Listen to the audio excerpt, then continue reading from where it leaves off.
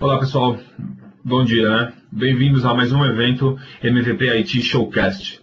Nesse evento, vamos tratar sobre Hyper-V 3.0 como base para uma nuvem privada. Neste webcast, quem vos fala é o nosso ilustríssimo Leandro Carvalho, um excelente profissional, tem vasta experiência no mercado e atualmente reside no outro continente. Correto, Leandro? E quem vos fala aí é o José Vidal. Josué Vidal. Vidal que já era MVP, former MVP.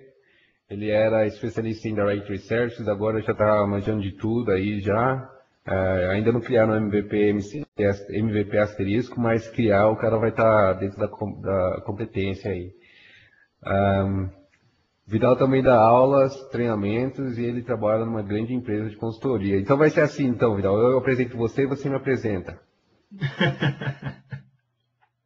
Gostei. Gostou?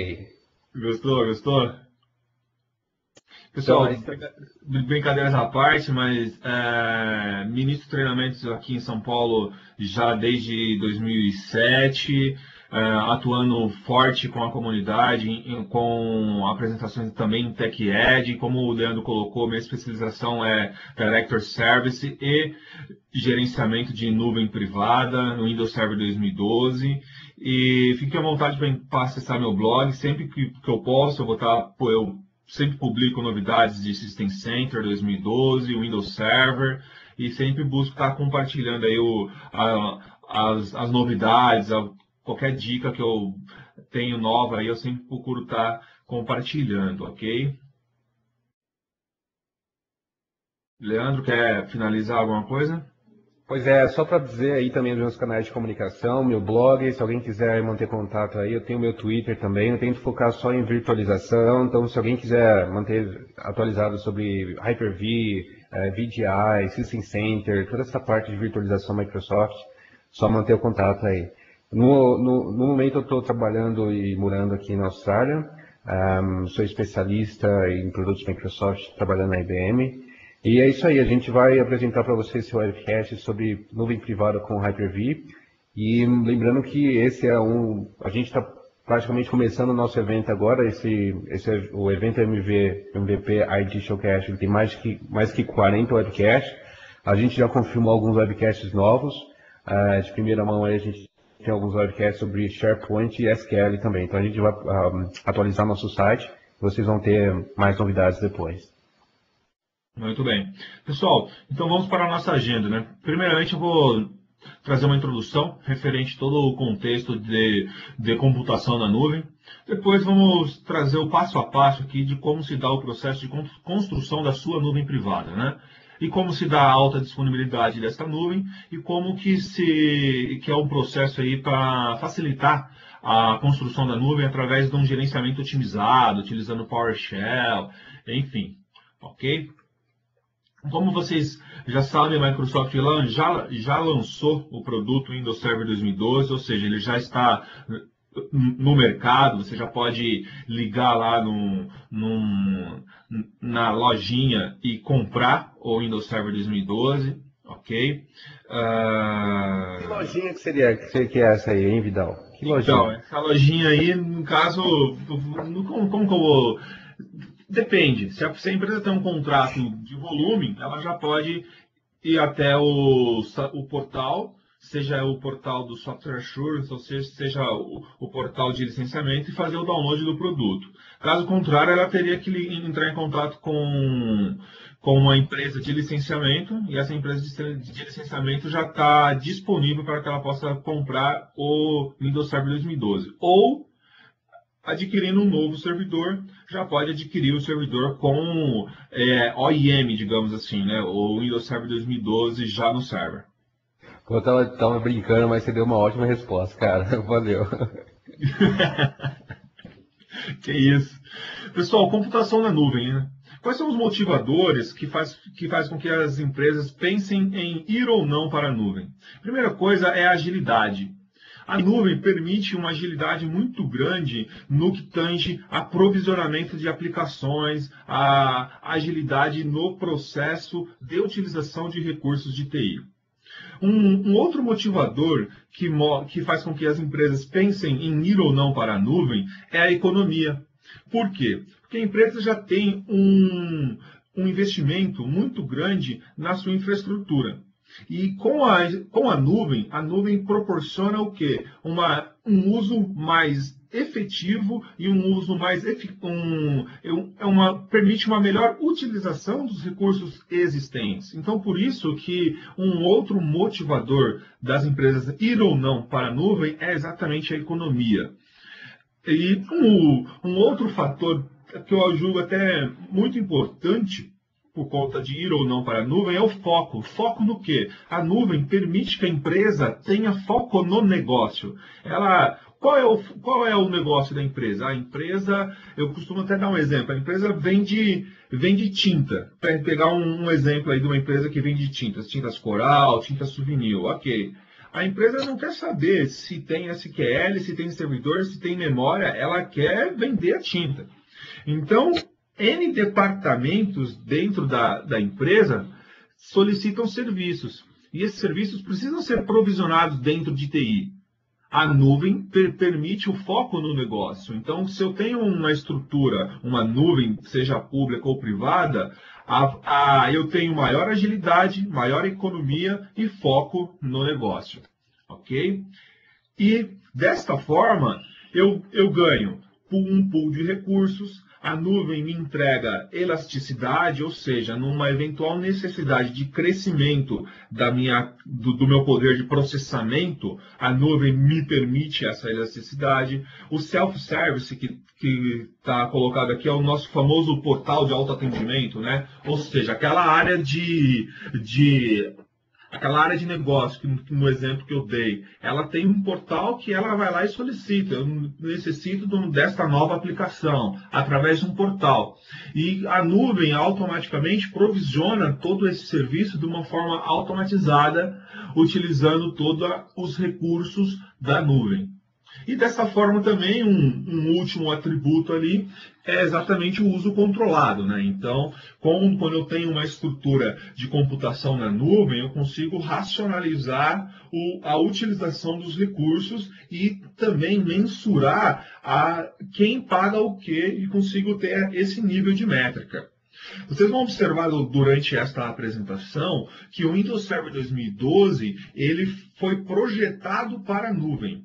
Ou seja, desde o momento que a Microsoft idealizou a construção do Windows Server 2012, ele já foi projetado para a nuvem. Então, inúmeros recursos, inúmeras novidades presentes dentro do Windows Server 2012 está diretamente ligada a este slide, a este conceito que eu acabei de colocar aqui da computação na nuvem. Vocês vão observar que tem recursos para medição de uso controlado, recursos de elasticidade, recursos para você ter um pool de recursos mais efetivo, ok?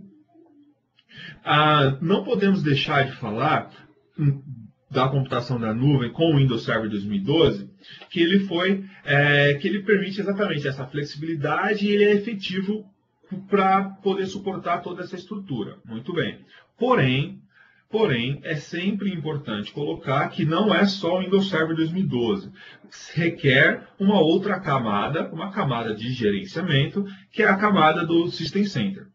Então, alguns de vocês já sabem, mas o System Center 2012 está na versão ServSpec 1. Porém, o ServSpec 1 está em beta ainda, né? Então, já ele vai sair de beta, ele vai ser publicado, e o System Center SP1 veio exatamente para suportar toda a família de System Center para trabalhar com o Windows Server 2012. Ok? Legal. Então, basicamente, eu gosto muito desse slide, que ele trata, ele resume basicamente todo esse webcast, ou seja, o Windows Server 2012 foi criado e otimizado para a nuvem. Permite toda a flexibilidade em diferentes arquiteturas de nuvem, ok? E também permite, ele é eficiente. Por que ele é eficiente? Ele suporta as arquiteturas existentes, ou seja, é o que eu falei para vocês. A sua empresa já tem um ambiente hoje, ela tem lá um data center, ela tem alguns servidores. A proposta do 2012 é fazer com que essa estrutura ela seja meio que transformada, ela seja migrada para uma estrutura de nuvem privada. Desta forma, o recurso que você já tem hoje, esse recurso vai ser utilizado de uma forma mais eficaz. Aí você pode me perguntar, ok, você falou do Windows Server 2012, falou do System Center, mas só que como que isso se aplica no contexto geral? No contexto geral é desta forma. Eu tenho aqui a camada Windows Server 2012 e eu tenho aqui a camada de System Center, a camada de gerenciamento. Então, a nível do Windows Server 2012, eu tenho aqui a camada de segurança, escalabilidade, a disponibilidade, ou seja, em cada uma dessas camadas são as camadas de novidades, de features e funções do Windows Server 2012 para suportar exatamente a nuvem, ok? Legal. A partir do momento que eu tenho essa camada... Oi? Leandro? Desculpa, Vidal, desculpa te cortar, cara. Só para frisar aqui, porque o pessoal geralmente a gente escuta essa pergunta se o Windows ele oferece a opção de criar, ele oferece uma nuvem privada, se eu consigo criar uma nuvem privada com o Windows Server. A ideia aqui é de que o Windows Server 2012 ele vai ser a base da sua nuvem, como a gente está mostrando aqui. Então toda essa camada por baixo, onde a nuvem vai ser executada, ela vai estar no 2012. E aí o System Center vai entrar também oferecendo automação, gerenciamento, toda a estrutura de fim a fim aí do seu data center vai ser gerenciada e automatizada com o System Center. Não, fantástico. Essa é excelente colocação. Ele é exatamente a base. É importante deixar claro para o pessoal que ele vai ser a base mais o System Center para poder ter todo esse conglomerado aqui de camadas, ok? Vale lembrar também que só um ou só outro não é a nuvem, né? É o conjunto dos dois. Aqui, para facilitar esse entendimento, aí, ó, agora acho que fecha um pouco, Leandro. Ó, aí o pessoal consegue ter a visão do todo. A partir do momento que eu tenho a base, eu consigo vir colocando os recursos. Seja uma aplicação hospedada, seja uma aplicação web, seja uma estrutura de VDI, seja um hosting de banco de dados, de máquinas virtuais. Então, pessoal, vocês podem observar que a partir do momento que eu tenho a base estruturada, eu consigo vir colocando os meus recursos e serviços. Ao longo desse evento, o evento MVP IT Showcast, eu, Leandro e os outros MVPs, nós vamos tratar sobre também de System Center 2012, tá? Porém, esta apresentação aqui, nós vamos falar um pouco, vamos detalhar mais a base que seria, no caso, o Hyper-V 3.0, que é o Windows Server 2012. Então, vamos tratar um pouco da base. Nos próximos webcasts, vocês vão estar tendo a oportunidade de ter um detalhamento maior, como que o System Center 2012 trabalha em conjunto com o Windows Server 2012 para permitir essa nuvem. Então, eu acabo até dizendo, pessoal, que esse evento MVP Showcast não é um webcast, não é dois webcasts, é a somatória de todos os webcasts. Eu acredito que se você tiver a oportunidade de acompanhar todos os webcasts, ao final do evento, você acaba se formando. Talvez acaba até sendo uma academia, né, Leandro? Acaba até sendo uma academia, porque teve um evento que o Leandro realizou que foi novidades. Ele falou as novidades. Agora aqui nós estamos entrando mais deep, mais no detalhe só do Hyper-V. Tem eventos mais à frente que vai falar só de System Center. Então acaba sendo uma academia, uma formação mesmo em Cloud Computing. Muito bom. Quer introduzir alguma coisa, Leandro? Não, no final você vai se tornar um Jedi, um Super Saiyajin aí. Mas a ideia foi justamente essa, fazer com uma sequência, uma ordem para seguir uma ideia de uma academia mesmo. A gente começou com as novidades, agora a gente está com a base, depois a gente passa o gerenciamento, automação. A gente vai ter um webcast para automação com PowerShell. Vai ser muito, muito legal, um dos mais interessantes que eu vou apresentar particularmente. Eu gosto muito desse assunto. Então a gente vai falar sobre... E tem outros recursos também, não é só o Windows Server. A gente vai ter palestras de Exchange, Windows 8, SharePoint, SQL, tem muita coisa legal aí. Então, ou seja, até resumindo, né? Olhando para esse slide, imagina então que você vai ter um nível de detalhe de webcasts para falar só do 2012, para falar de System Center, para falar de VM Hosting, para falar de Database Hosting, Application Hosting, Web Hosting e Desktop Hosting. Ok? Então, fica aí a dica e vamos explorar então agora o Windows Server 2012. Com relação ao Windows Server 2012, quais são as funcionalidades novas? Com relação à nuvem. Aí, acho que a lista, procurei trazer esse slide, mas a lista ela é um pouco maior, né? Ela acaba sendo quase tentar descrever tudo referente ao que veio de novidade, o crescimento, é algo relativamente absurdo aí o que a Microsoft acabou realizando aí com o Windows Server 2012. Por exemplo, escalável, né? Por exemplo, o crescimento permite agora 8.000 máquinas virtuais por cluster. Um crescimento de 4 vezes aí se comparado ao Windows Server 2008 R2. Por exemplo, o cluster agora. Antes, bem conhecido, 16 nós. Agora, suporte aí a 64, por exemplo. 64 hosts num cluster. Suporte agora no host físico de até 4 tera. Em máquina virtual, suporte até 1 tera. Então, o crescimento a nível de poder de processamento muito grande. Um outro recurso, por exemplo, a nível de storage, algumas novidades a nível de storage. FIM Provision, suporte a FC na máquina virtual. Quer dizer que eu consigo ter uma HBA no meu servidor e conseguir fazer disponibilizar essa HBA na máquina virtual? Sim, agora é possível. Durante a demonstração aqui, o Leandro até mostra para vocês lá que tem a opção para você adicionar uma HBA. Ok?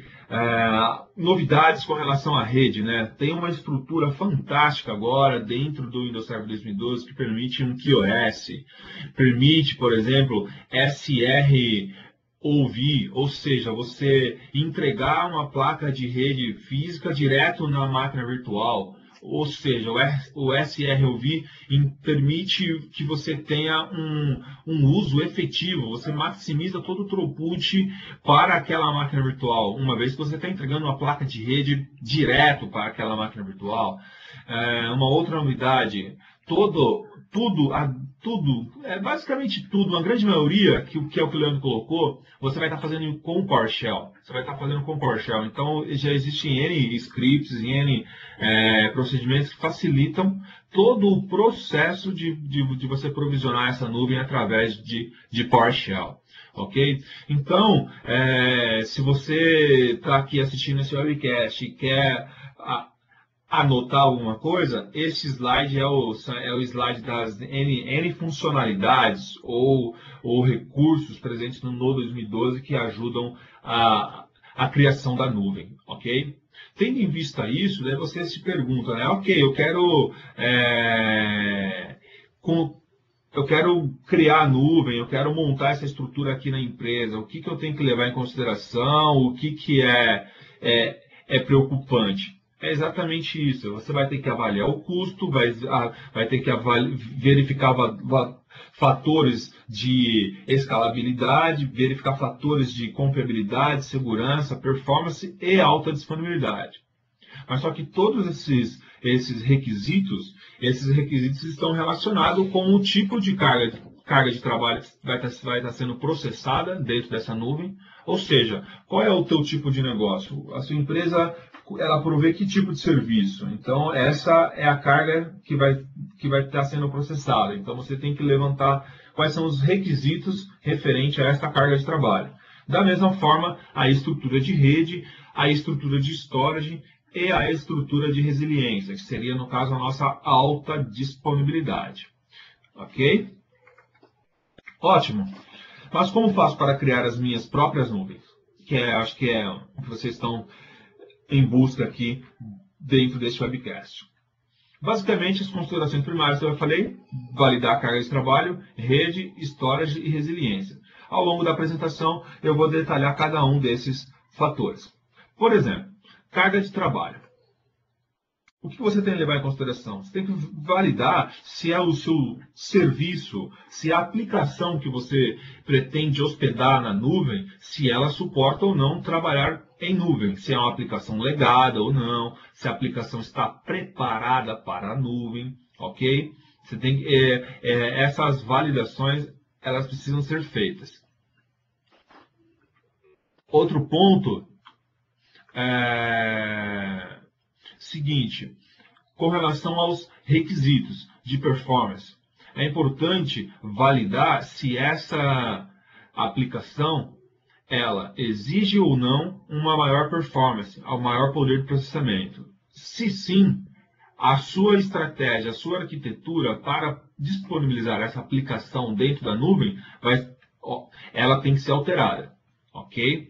E um outro ponto é a carga de trabalho confiável, ou seja, se você vai ter que, se é necessário ou não, você aplicar uma política de QoS, ou se é necessário ou não, você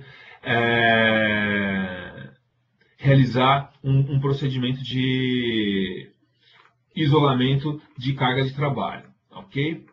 Um outro fator que tem que ser olhado é a estrutura de rede, que é um dos mais importantes aí que eu julgo numa estrutura quando você for construir a nuvem. Então, vai construir a nuvem, trabalhou lá com a carga, validou a carga de trabalho, agora validar a rede. Quando você olha para a rede, você tem que ter uma estrutura com relação ao tipo de estrutura, o processamento o processamento da placa de rede e também o fluxo, ou seja, o tráfego da rede, seja o tráfego físico e o tráfego virtualizado. Qual é essa estrutura? Essa estrutura se dá da seguinte forma. Opa! O Leandro? Opa! O slide apareceu quebrado aí para você? Não, isso aí, eu acho que é esse agora. Então, mas para mim aqui apareceu quebrado. Para você apareceu quebrado? Não, tá normal. Ele tá dividido, deveria ser assim mesmo, mas tá normal. Pareceu normal para mim. Então é porque assim para mim não está aparecendo a escrita, mas eu vou colocar aqui.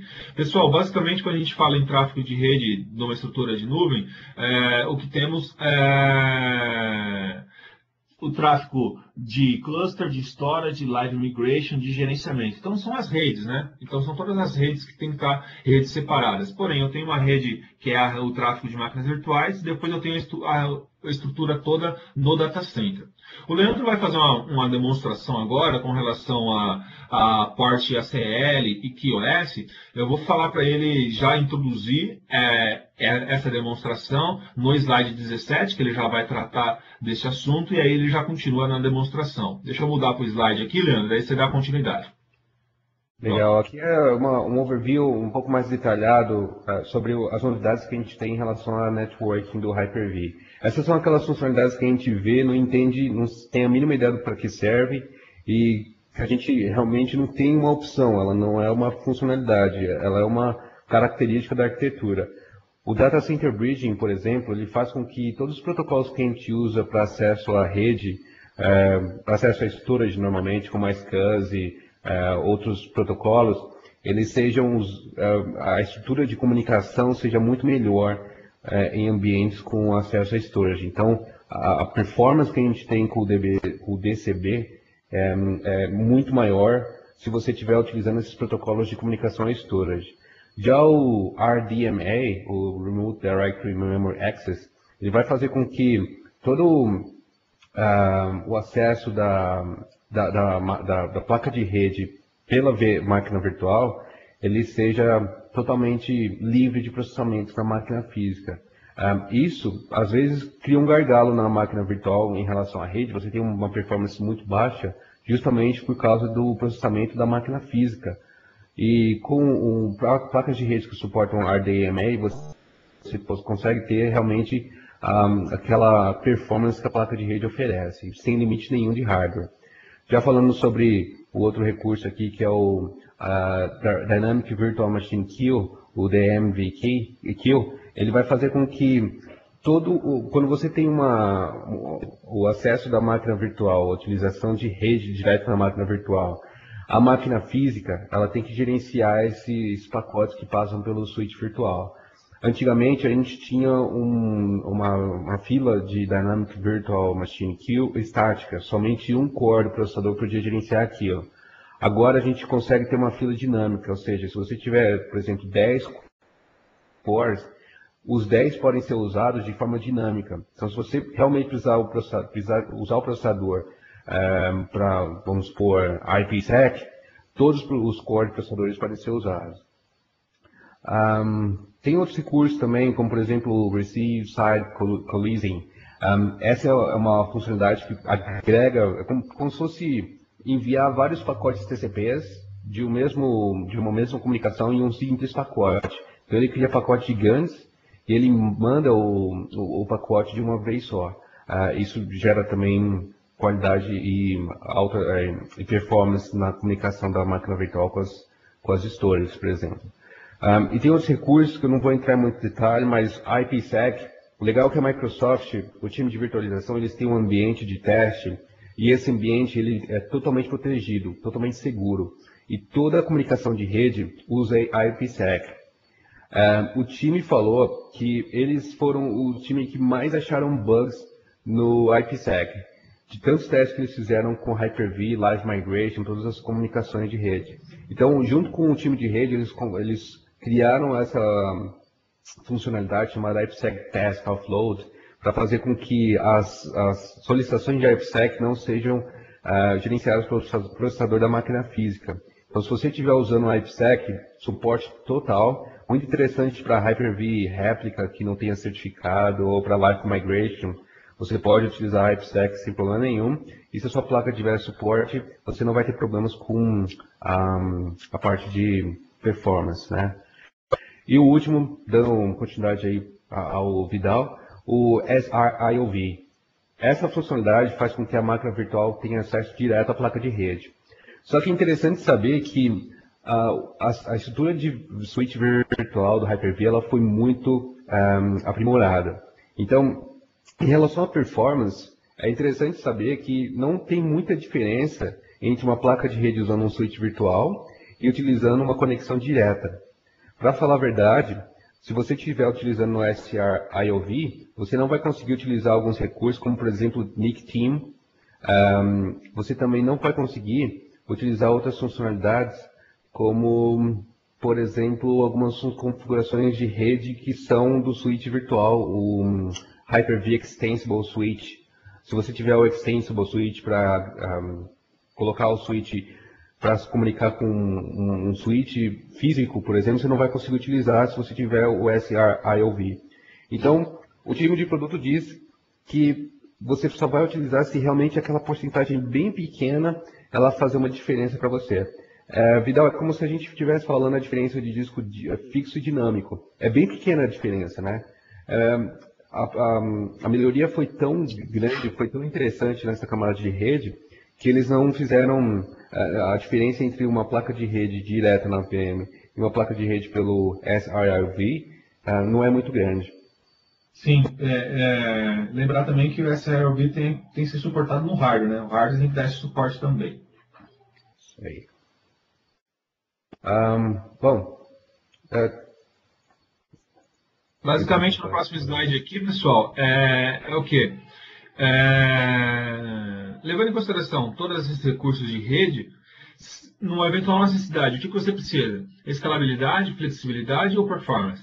Se for escalabilidade, então, no caso, vai utilizar NIC-Team, vai utilizar Virtual Machine Keyword e IPsec.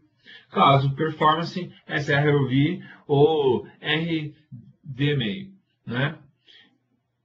Vamos à demonstração, então, do que ficar só falando aí aqui. em recursos.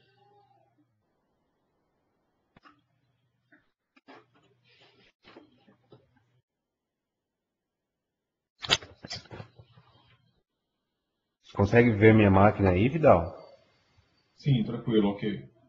Legal. Vamos demonstrar primeiro, então, o Quality of Services. Então, quando a gente tem uma estrutura de Private Cloud, a gente quer ter certeza que os negócios e os clientes que a gente tem rodando naquela cloud, eles estão separados, eles têm alguns limites de comunicação entre eles. Isso vai fazer com que você crie como se fosse regras de firewall. Eu estou falando sobre o Port ACL, ou Port X. O ECOS vai fazer com que todo o tráfego das máquinas virtuais sejam gerenciáveis como se fosse um firewall, mas dentro desse switch virtual. Para fazer com que, por exemplo, o cliente A não se comunique com o cliente B.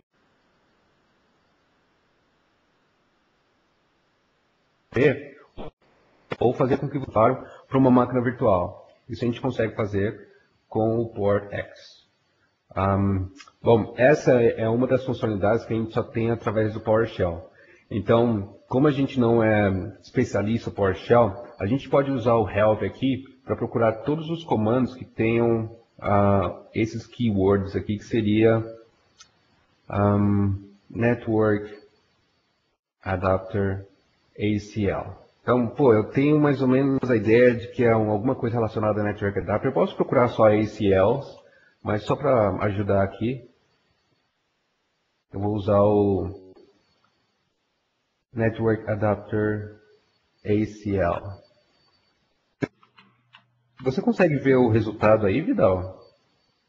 Eu acho que agora está melhor. Tá com delay, mas ele tá indo. Bem devagar. Olha só, eu não sei como é que usa, não sei como é que ativa, mas o que eu estou tentando mostrar é que não é tão difícil de achar as linhas de comando. Como, por exemplo, a gente tem ali a opção de Add VM Network Adapter ACL. Então aqui, se eu utilizar alguns outros comandos, como vamos usar aqui o Help, quero saber como é que eu uso esse comando, quero alguns exemplos. Então, aqui a gente tem alguns exemplos de como ativar o Port ACL. Dá uma olhada aqui nessa primeira linha, no exemplo 1. Eu tenho o nome da máquina virtual, o IP que eu quero gerenciar, a direção, então eu posso usar inbound, outbound, e a ação, habilitar, monitorar ou negar o acesso. Então eu vou criar um exemplo aqui. Vou pegar uma máquina virtual. Add VM Network Adapter ACL. Oops. VM name, Disney File Server 1, remote IP address any, direction, vou colocar aqui outbound e o action vai ser deny. Então, legal. Eu posso agora usar o get VM Network Adapter ACL, o nome da minha máquina virtual, VM name, Sydney File Server 1, e eu consigo saber ali quais as políticas que a gente tem agora. Então é como se fosse um firewall nessa camada do switch virtual, que a gente consegue fazer um isolamento aí entre os clientes ou até os negócios que a gente tenha na empresa. Às vezes a gente tem servidores para um departamento ou uma localidade específica, a gente consegue colocar todos eles em uma só estrutura do Hyper-V e criando essas X, a gente consegue bloquear o acesso entre elas. O próximo exemplo aqui é sobre Quality of Services, QoS. Cada máquina virtual, abrindo aqui em Settings, as configurações da placa de rede agora elas oferecem uma nova opção, que é justamente esse Bandwidth Management. Então, vamos supor que você tem um switch virtual, como eu tenho aqui, um External Virtual Switch, é um NIC Team, com, sei lá, 10 placas de rede. e você tem 100 máquinas virtuais, 10 máquinas virtuais, que sejam. Mas você quer ter certeza que uma daquelas máquinas ela utilize 90% daquela estrutura de rede virtual, ou 70%, ou uma quantidade específica ali de megabits. Então aqui a gente pode falar, ó, eu quero que essa máquina utilize de 1 GB a 3 GB de rede. Então a gente consegue criar, como vocês estão vendo, é simples, consigo aplicar isso aqui para uma máquina. Se a gente for usar via PowerShell, também consigo aplicar isso para todas as máquinas de uma só vez. A gente consegue limitar o acesso das máquinas virtuais de acordo com as nossas políticas.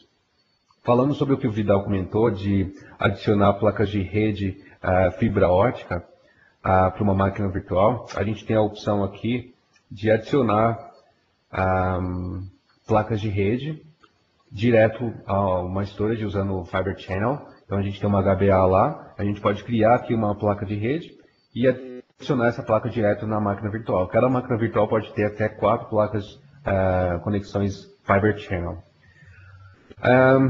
Só a última coisinha aqui, Vidal, só para a gente finalizar com chave de ouro aqui essa demonstração, não estava aqui no esquema, mas é tão simples que a gente consegue demonstrar rapidinho. É a questão do SRIOV. Quando você cria o sítio virtual, você tem uma checkbox aqui para habilitar aquela opção de dedicar a placa de rede diretamente à máquina virtual. Então, se você realmente precisar daquela porcentagem pequena de diferença com essa placa dedicada para a máquina virtual,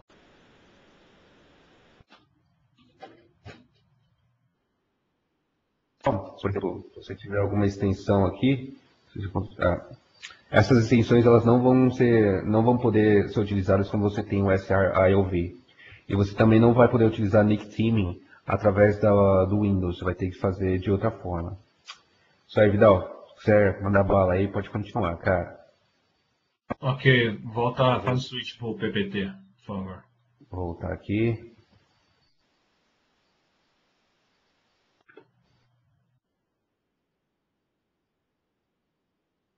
Aí. Ok. Pessoal, uma vez realizadas as considerações de carga de trabalho e rede, com relação à storage, o que temos que levar em consideração? Basicamente o custo, o tipo de storage, o tipo de replicação, como que esse storage permite o gerenciamento e restauração, né? Restauração de bloco versus restauração de arquivo, qual é a preferência de fabricante da sua empresa. Na empresa aqui tem um padrão X, padrão Y, se os investimentos existentes a nível de storage, se eles serão aproveitados ou não. Então essas são algumas considerações que devem ser feitas a nível de storage, tá ok? O próximo slide ele facilita o teu entendimento porque ele fala assim, olha, o seu storage ele vai estar junto ou vai estar separado, ok? O seu poder de armazenamento ele vai fazer parte do mesmo da máquina Hyper-V Server ou não? Se sim, aí você tem aí um menor custo, aí você tem a possibilidade de, no caso aqui, de estar trabalhando com uma farm de disco SAS, por exemplo, dentro dessa estrutura. Porém, quando você tem um poder de armazenamento independente, você tem maior flexibilidade. Você tem maior poder de processamento, porque você pode aumentar a sua capacidade de uma forma mais flexível. Aí, no caso, agora, até falando de Hyper-V, do Windows Server 2012, o que eu tenho? Eu tenho suporte ali a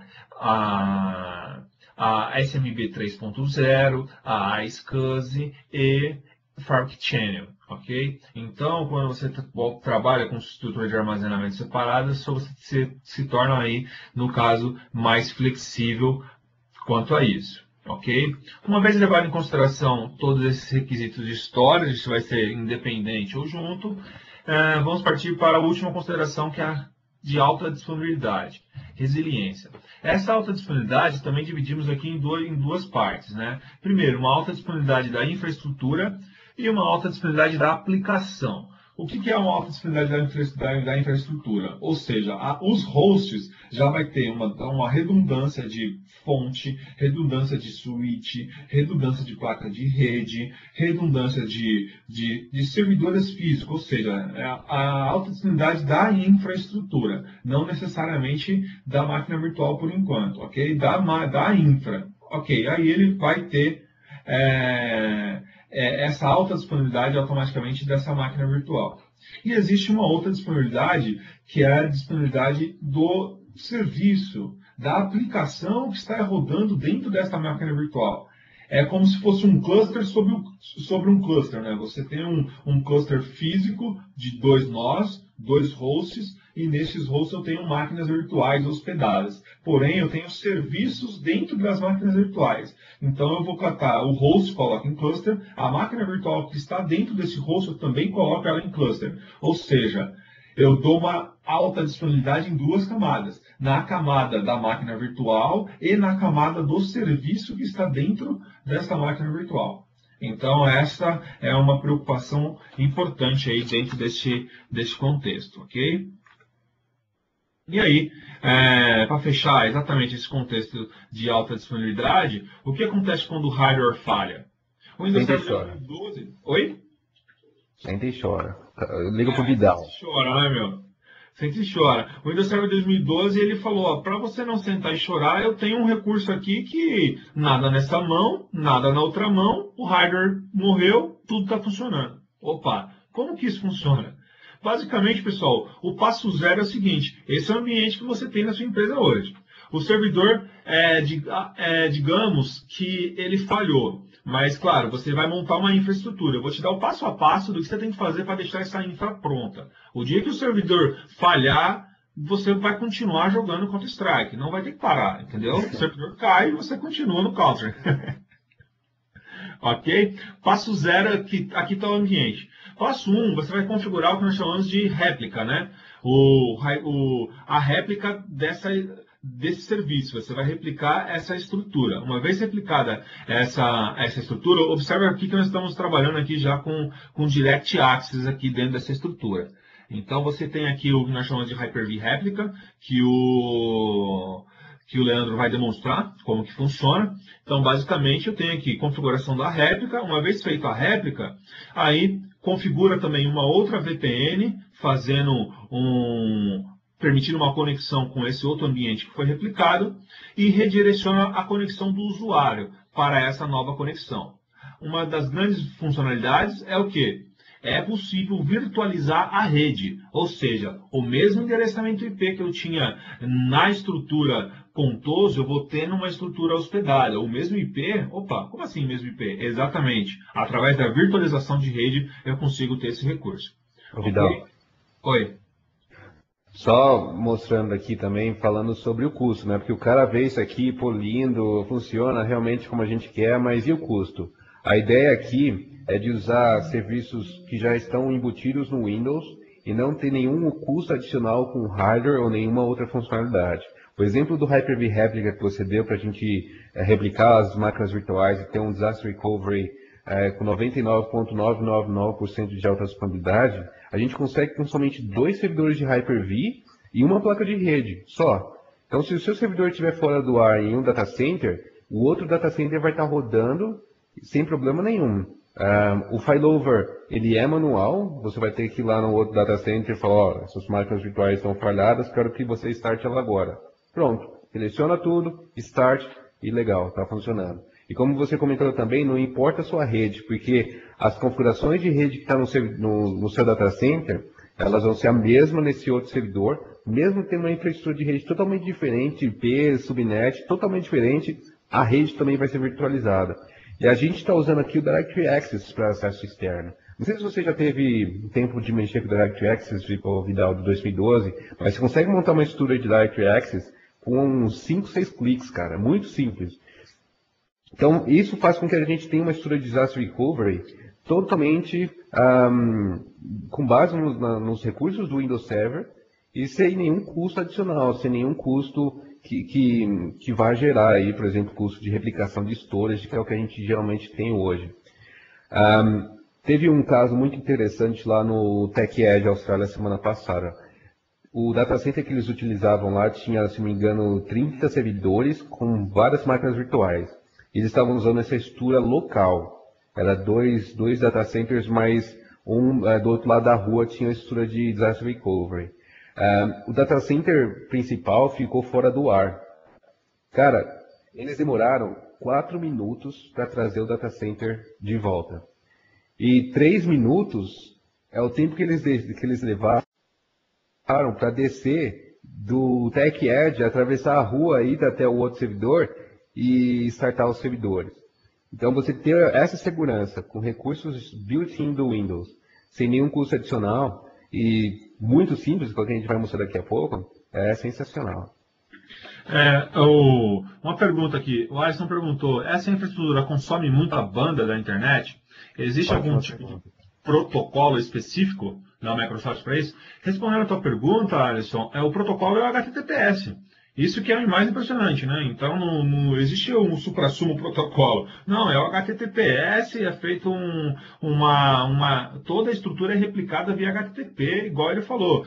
Basta ter um cabo de rede ligado aqui no outro lado da rua e ele manda via HTTPS, ok? E o consumo da banda dentro da estrutura, claro, ele tem um consumo, mas esse consumo, no caso, ele vai ser concorrente dentro com o outro tráfego de HTTPS que já ocorre dentro da própria infraestrutura. Ok? Vou dar mais detalhes sobre isso na demonstração, eu vou fazer a demo daqui a pouco. A demonstração é agora, exatamente.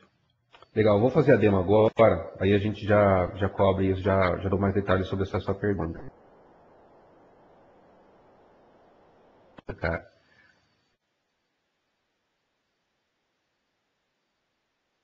Legal, eu só ia perguntar para você se você está vendo aí a máquina virtual, cara. Sim. Legal. Existe um delay, né? Um delay, então na hora que você clicar e dar um tempo, porque não é online, digamos assim, a atualização. Legal. Eu fiz uma demo no meu primeiro webcast, deu pau. E antes de começar esse webcast, o meu notebook de 4 anos, meu xodó, tudo tava nele, foi pro brejo, cara. E eu tenho backup, mas, pô, dá mal dó. Só que na outra demonstração foi franguice minha. Então, vou demonstrar aqui e aí eu falo mais ou menos como é que funciona. Então, dá uma olhada aqui. Eu tô com um servidor chamado HV Host 2 e eu tenho um outro servidor que vai ser o meu servidor de réplica, HV Host 1. Muito difícil, ó. Seleciona a máquina virtual, não importa onde esse outro host estiver. Vamos supor que você tenha esse outro host no outro data center com uma comunicação muito limitada, 2, 5 MB de comunicação. Então, ó, habilitar a replicação, percebam que a máquina está sendo executada. Vou dar um next aqui. Qual é o servidor que você quer replicar essa máquina? HV Host 1. Isso tem que ser habilitado. Vou mostrar para vocês depois como habilita. Que ele vai atualizar a tela aqui, eu vou te falando. Tá com problema aí, cara? Não, é que na hora que você vai falando, você já está, digamos, numa tela à frente e ele não atualizou a tela aqui. Legal, agora está na tela da conexão, HTTP ou HTTPS. Ainda, deixa eu ver, agora definiu, espera nessa tela aí um pouco. Eu estou na Austrália, então o delay vai ser complicado mesmo. Você dá um help aí para mim, cara. Então olha só, aqui, fora se você tiver uma comunicação interna, a gente pode usar o HTTP, a gente pode até usar o IPsec, mas respondendo aquela pergunta sobre a rede, os pré-requisitos, como a gente sabe que no outro data center a gente pode ter muitos requisitos de firewall, etc., a gente só precisa ter uma porta liberada no firewall, HTTP ou HTTPS. Para usar HTTPS, isso é uma opção de host, por exemplo, se tem lá uma div ou um outro data center específico, você pode replicar o seu servidor para lá, e aí você pode usar o HTTPS para replicar essas informações de forma criptografada. Então, só preciso ter HTTP. Na minha próxima tela, vocês vão ver daqui a pouco, vocês vão ter a opção de escolher qual disco virtual você quer replicar.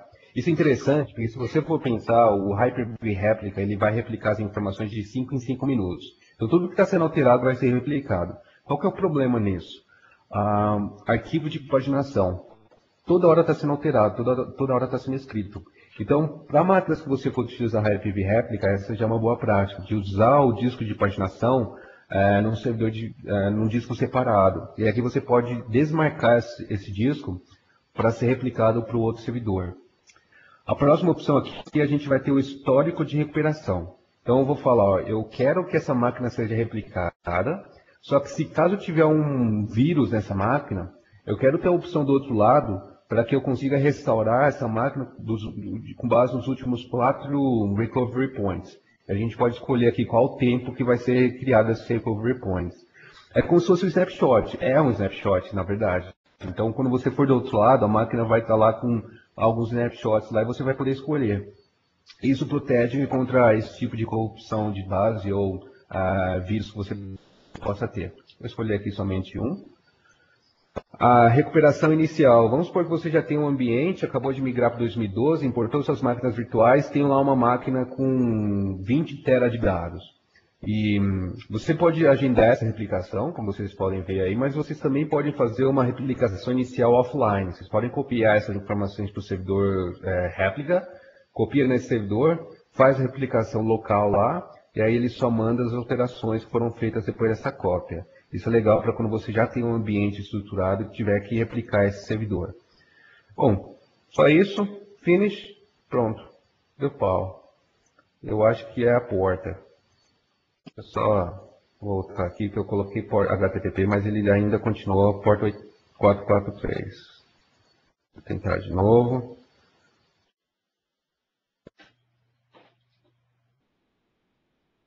Legal. Não sei se vocês estão vendo aí, agora funcionou. Não foi franguice minha não, hein? Vocês viram que eu coloquei HTTP e o negócio ficou ainda com a porta 443. Eu pensei que era cache ou alguma coisa da tela, mas funcionou. Então, como vocês estão vendo, está replicando, já está funcionando já, e eu consigo saber que está funcionando nessa tela aqui, não sei se vocês conseguem ver, tem uma coluna chamada Replication Health. Eu consigo saber se a máquina está com o Hyper-V Replica funcionando ou não. E tem existem 4 abas novas no Hyper-V Manager, e uma delas é uma só para replicação. Então eu consigo ver se está tudo tranquilo, se está saudável. E se eu clicar com o botão direito aqui, em Replication, eu tenho uma opção, vou usar uma outra máquina que eu já tinha habilitado com mais dados, eu tenho a opção de Replication Health.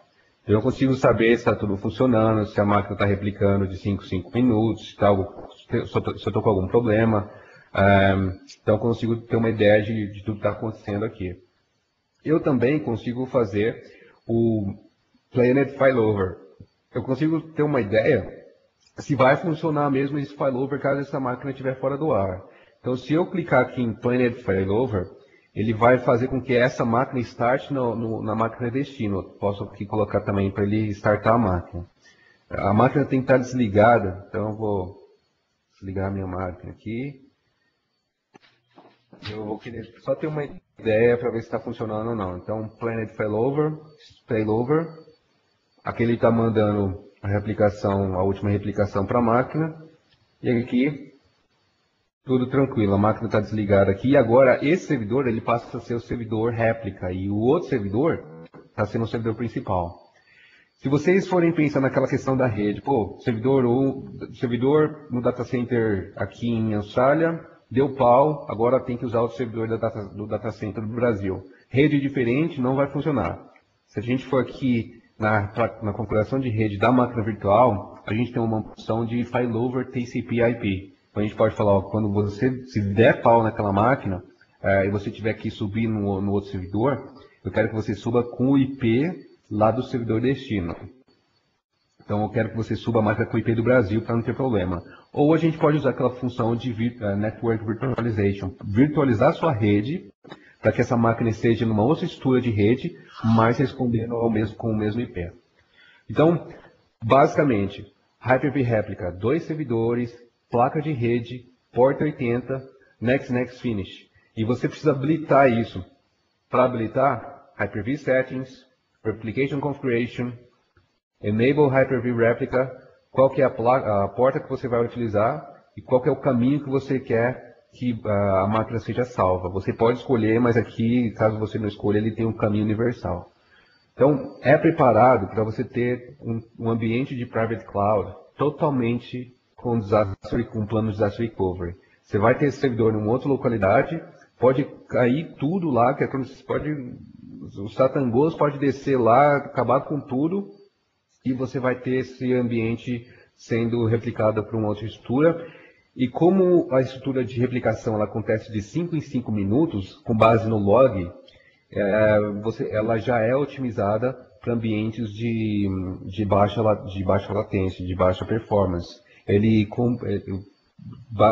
Por padrão, ele compacta a replicação também. Então, só para mostrar que a gente estava demonstrando lá no PowerPoint, voltando aqui ao PowerPoint, Vidal, só para demonstrar que realmente a gente consegue ir para casa, ter um final de semana, um feriado, sem se preocupar lá com o disaster recovery. O servidor está fora do ar, só inicializa os servidores do servidor de data center que você tem lá de disaster recovery, e as máquinas já vão estar disponíveis novamente. Sim, o objetivo é se manter a maior parte do tempo no Counter-Strike. Então, esses recursos facilitam. Pois é, e isso é legal também, porque no seu servidor principal, você pode ter um ambiente com cluster, e o cluster replicando para um Hyper-V réplica de um outro data center. Então, você pode ter alta disponibilidade com o Hyper-V réplica. O cluster ele suporta máquinas sendo replicadas também para um outro servidor. Então é super bacana isso. E a gente tem uma segurança local, caso o servidor esteja offline. A gente tem também a segurança do data center e também segurança de vírus, né? Caso você pegue um vírus aí, esse vírus você pode voltar à máquina virtual com base nos snapshots que você configurou lá. Sim, sim. Pessoal, só lembrando, tudo que ele falou de Hyper-V réplica, você viu que ele não falou de cluster, né? Ele colocou o cluster agora como um outro recurso, mas Hyper-V réplica não depende de cluster, é isso, é uma placa de rede, é um cabo de rede aqui e ali, está funcionando. O cluster é uma outra abordagem. Tanto é que daqui a algumas semanas eu e o Leandro, novamente, vamos trazer um webcast só de alta disponibilidade. Então, aí sim, vai ser um webcast, vai ficar 1 hora só falando em cluster de Hyper-V. Ok? Para falar a verdade, nem cabo de rede você precisa, porque eu fiz uma demo com 2 notebooks fazendo um Hyper-V réplica usando wireless. Então, Vai, não? é só uma... Opa! Só uma conexão de rede. Tá na nuvem mesmo, hein, cara? Não. Agora, audácia, cara. Sinceramente, audácia pura isso daí. Mas foi no TechEd ou foi no laboratório, em aula? Não, foi laboratório isso. Eu não fazia essa demonstração Pô, cara, audácia pura, né, meu? Máquina virtual voando realmente na live, né, meu? E fiz também o Storage Migration, Share Nothing Live Migration, utilizando essa estrutura também. Wireless? Basicamente, você só precisa ativar o Hyper-V réplica, habilitar a porta do firewall, porta 80, que não é habilitada por padrão. E a placa wireless, né? E o switch wireless. Isso aí. Porra, não. Eu pensei nisso, mas eu não tive coragem. Muito bem, pessoal. Uma vez levado em consideração todos esse carga de trabalho, disco, rede e resiliência, aí para fechar, é como que eu automatizo esse processo de criação da nuvem, né? Então, acho que dá para ver o link aí, ô Leandro? Então, o link não está aí. Não? Não, bom, o pessoal pode procurar depois, criando uma private cloud usando o PowerShell. Isso, porque no caso, pessoal, aqui tem um link aqui embaixo, não sei porque o link não está aparecendo aqui, no meu PPT está aparecendo aqui o link, deixa eu tentar voltar, vamos ver. Foi. Aí. Opa! Agora foi. Muito bem, pessoal. Esse link, ele permite aí que você já tenha aí toda uma estrutura, um pouco já step by step, né? De criação da nuvem utilizando o PowerShell, já a configuração de storage, funções, features, QoS. Então, é importante aí já anotar aí, já deixar anotado esse link. Então, pega na caneta aí, né? Blog TechNet, Private Cloud, aí já... É isso aí. Basicamente, tudo que a gente tem no Windows pode ser gerenciado por PowerShell, da parte de storage, network, máquinas virtuais, tudo. No Hyper-V, tudo e mais um pouco, porque tem algumas funcionalidades, como o Port Actions, que eu mostrei agora há pouco, o Port ACLs, só tem no PowerShell. A gente vai mostrar o Resource Metering também, só tem no PowerShell.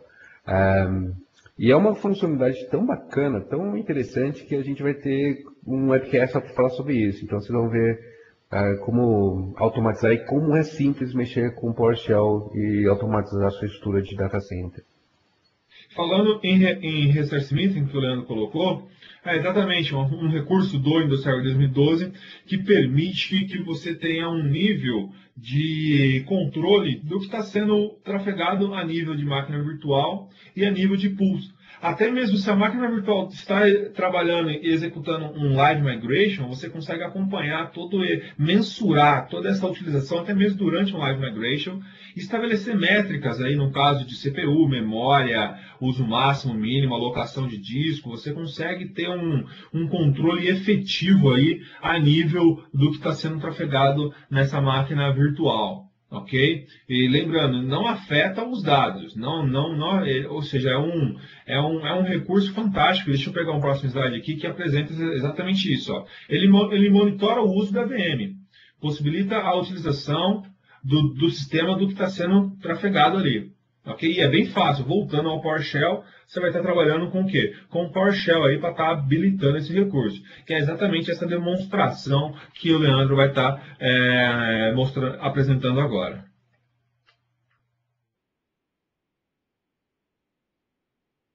Legal, vou voltar aqui para o meu host. Isso é interessante porque às vezes a gente pode ter um ambiente de cloud, a gente pode ter vários negócios internos, vários departamentos que usam a cloud e eles têm uma separação entre eles, ou a gente pode ter um cliente que está utilizando a nossa estrutura de data center como uma public cloud.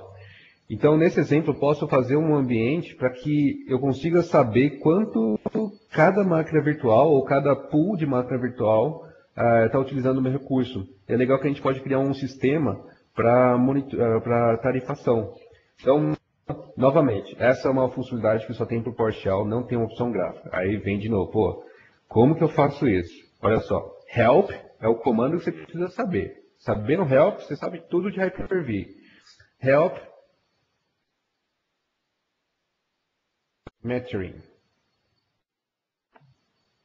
Caramba, não sei porque ele não está mostrando alguns resultados aqui para mim. Ele tem a lista, mas ele não mostra para mim. Resource metering. Aí. Então, olha só, eu tenho três comandos aqui sobre o Resource Metering, e aí eu vou querer saber como é que eu faço para usar o Enable VM Resource Metering, usando os exemplos. Esses exemplos, pessoal, eles são alterados. Quando você instala o Windows, por padrão, ele não tem esse exemplo. Você precisa atualizar o PowerShell. E para isso tem um comando chamado update help. E aí ele baixa todos esses exemplos para você. Então, eu vou fazer um exemplo mais avançado aqui. Eu tenho várias máquinas virtuais, eu quero habilitar isso para todo mundo. Então eu vou pegar get VM, pegar minha máquina virtual, todas elas, e eu quero habilitar o VM Resource Metering.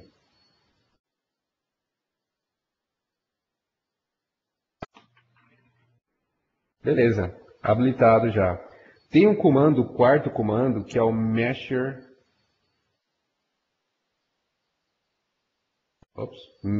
VM, que é para a gente capturar esses resultados. Então, por exemplo, eu vou pegar aqui uma máquina, o Sydney DC1. Então ele mostra, essa máquina, ela usou tanto de memória, tanto de disco, tanto de rede. Ali em rede a gente pode aumentar aquilo ali e falar, eu quero dividir acesso à rede interna, acesso a DMZ e acesso à internet. Porque eu tenho um cliente que eu vou tarifar ele com base no acesso à internet. Então a gente consegue capturar esses resultados, consigo mostrar mais detalhes aqui, como usando o format list. E aí eu consigo ter mais informações aqui sobre a máquina e falar, ó, nos últimos 9 dias você utilizou tanto por cento de memória e com base nisso o preço que você vai pagar é tanto. Esses resultados aqui, eles são simples, mas como eu falei, você pode criar um sistema para pegar esses resultados e criar realmente uma estrutura de tarifação e mandar essa informação para o cliente. E aí o cliente ou o departamento de serviço que você tem internamente na sua empresa, eles podem ser tarifados de acordo com a utilização de recursos. Dá para criar pool, você pode fazer tarifação, esse monitoramento por pool de disco, de memória, de processador, de máquinas virtuais, e você pode resetar isso também. Bom, sem limites nenhum aqui, usando PowerShell, né? Basicamente é isso. Vou voltar aqui para o PowerPoint, Vidal. E além, né? Você pode trazer essa informação para dentro do System Center, seja Service Manager, para poder associar um centro de custo do Service Manager e aí fazer a possibilidade que você tem de cobrar as áreas do uso efetivo, ok? Basicamente, pessoal, era essa mensagem que o Leandro gostaria de passar nesse webcast de hoje. Não deixe de realizar o download do Windows Server 2012, a versão trial. Se você já é um parceiro, se você já é um cliente, vá ao MSDN, faça download, né, do produto. Não deixe também de acessar o blog do time de Windows Server, inúmeras novidades presentes nesse blog. E não deixe também de acompanhar os próximos webcasts, né? Então temos aqui infinitos webcasts, não só de Hyper-V ao Windows Server 2012, mas também Exchange, Active Directory, usando PowerShell, Interface Metro, ou seja, vários webcasts. Não deixe de acessar a lista completa no nosso site mvpitshowcast.wordpress.com, ok? Vamos às algumas perguntas aqui. Vou começar aqui com uma do Newton Carlos. Ele comentou sobre o Hyper-V Replica, que eu não falei sobre a exceção na porta do firewall que tem que ser feita. Quando a gente habilita o Hyper-V Replica, tem uma exceção na porta do firewall específica para o Hyper-V Replica. Vai ter um webcast que eu e o Vidal a gente vai estar apresentando falando sobre alta disponibilidade. E esse webcast ele vai ser tipo um nível 300, 400, vai ser um nível mais avançado, vai ser muita demonstração. Então a gente vai mostrar realmente como que faz, como que a gente ativa o negócio, como é que a gente faz com que o cluster funcione, como é que a gente migra uma máquina de um servidor para o outro, como é que a gente tem a mobilidade dessas máquinas, enfim. Então a gente vai ter um tipo in-deep mesmo, vai ser um webcast mais avançado. Então, se vocês quiserem realmente saber como que faz um cluster e habilita o Hyper-V Replica junto, para os dois funcionarem. Então vocês vão acompanhar lá o nosso webcast sobre alta disponibilidade com Hyper-V, vocês vão ver todos os detalhes também. Bom, como eu falei, a gente vai ter 45 webcasts, já tem alguns webcasts a mais. E vamos ter praticamente tudo, Exchange, Windows 8, Linux com Hyper-V, Linux com Active Directory, certificação, SharePoint, SQL, um monte de coisa. Então, para quem quiser aprender as novas funcionalidades, informação que não vai faltar, né, não, Vidal? Opa, essa é a ideia aí. Tem mais uma outra pergunta aqui, deixa eu ver.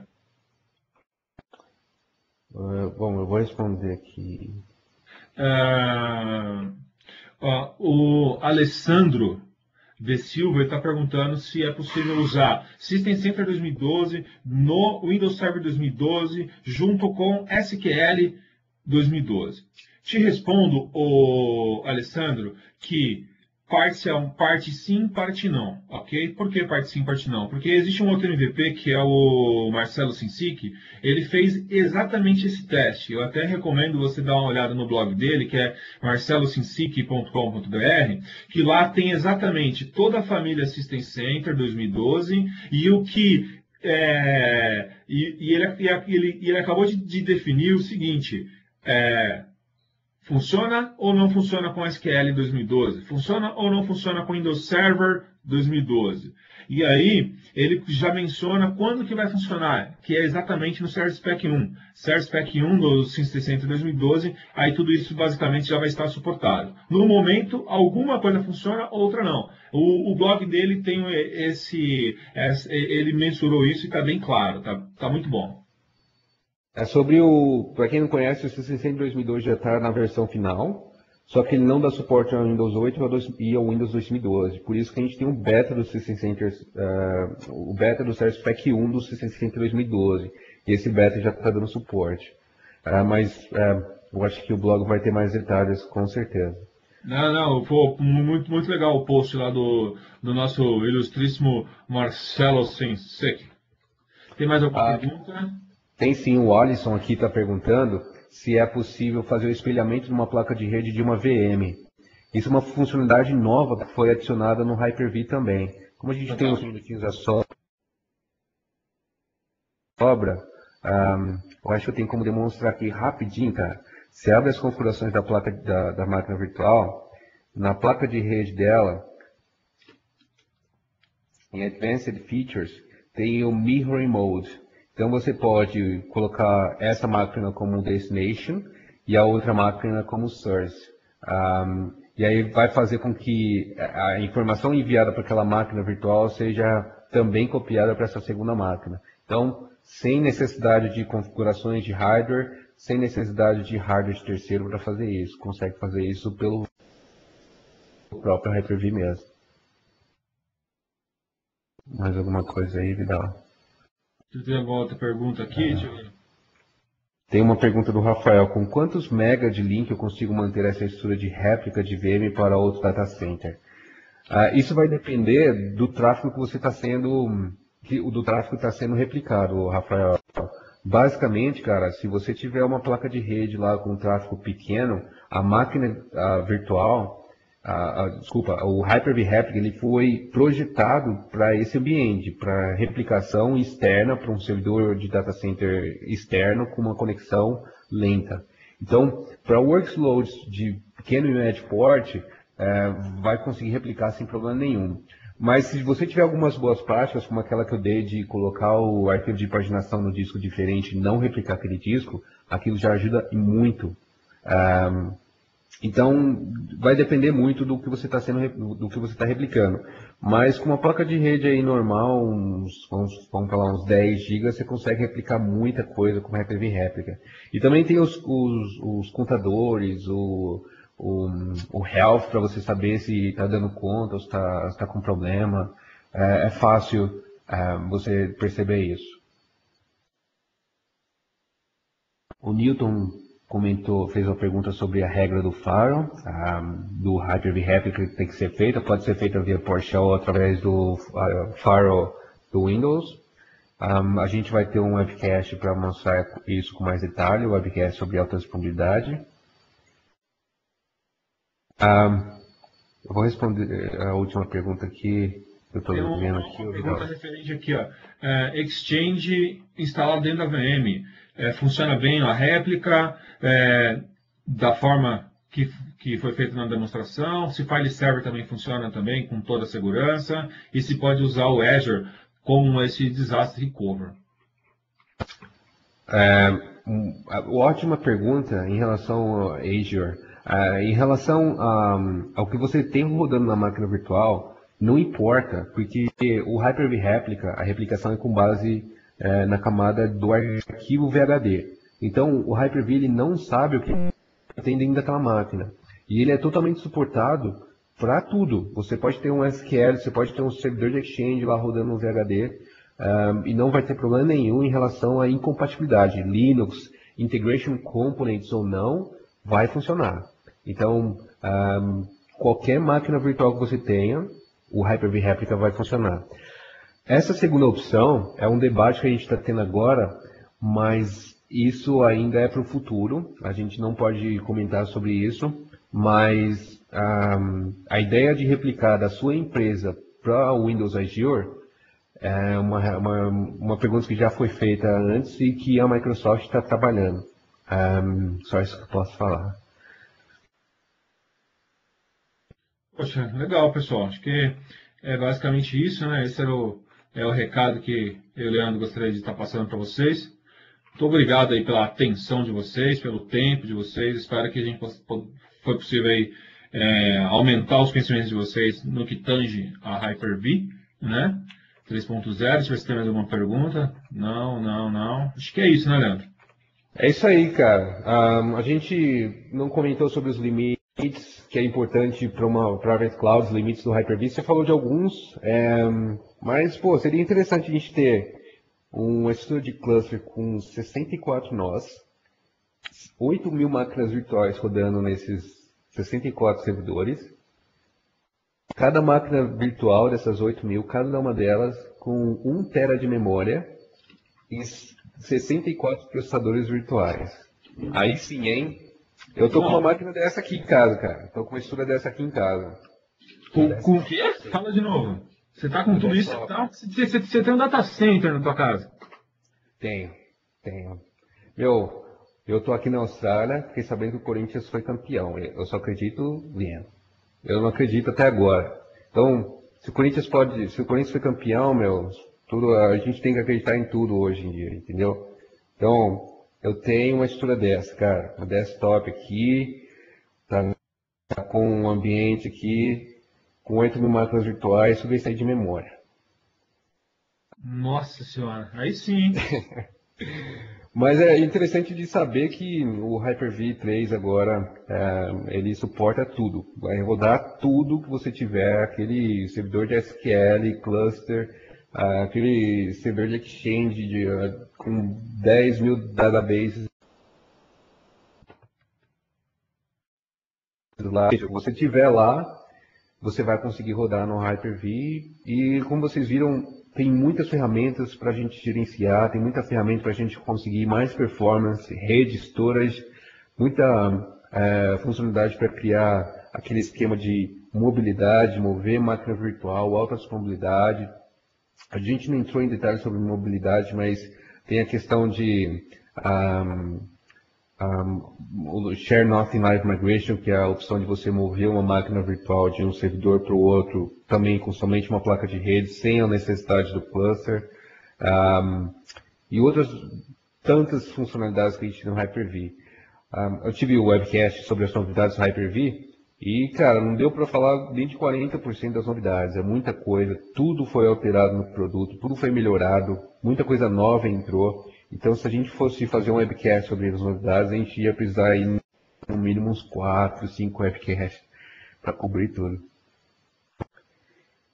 Cara, obrigado aí então pela sua excelente performance. Muito obrigado, pessoal, pela audiência de vocês. É um grande prestígio ter vocês sempre aqui nos ouvindo. E espero vocês nos próximos webcasts. Vou finalizar a gravação aqui, Vidal. Pessoal, obrigado novamente, de novo. Se vocês precisarem de alguma informação aí, fiquem à vontade para seguir meu blog. Meu Twitter é Leandro Eduardo. Os webcasts também estão lá no meu blog. No nosso blog, mvpitshowcast.wordpress.com, todos os vídeos estarão lá. E a gente também vai colocar os PowerPoints de todos os webcasts, tá? Não agora, mas a gente vai colocando de acordo com o tempo. Então, acompanhem o blog lá e vocês vão ver os vídeos já estão disponíveis, os primeiros webcasts, se não me engano tem 4 vídeos lá, e os PowerPoints também estão disponíveis. Eu vou finalizar a gravação. Muito obrigado a todo mundo. Obrigado, Vidal, pelo seu tempo aí, cara. Ótima apresentação. E a gente se vê no próximo webcast. Obrigado, Leandro, pela apresentação aí. E boa noite de sono aí para você, né? Agora já está dando 11 e pouco da noite aí na Austrália. Valeu. Deixa eu finalizar aqui. Valeu.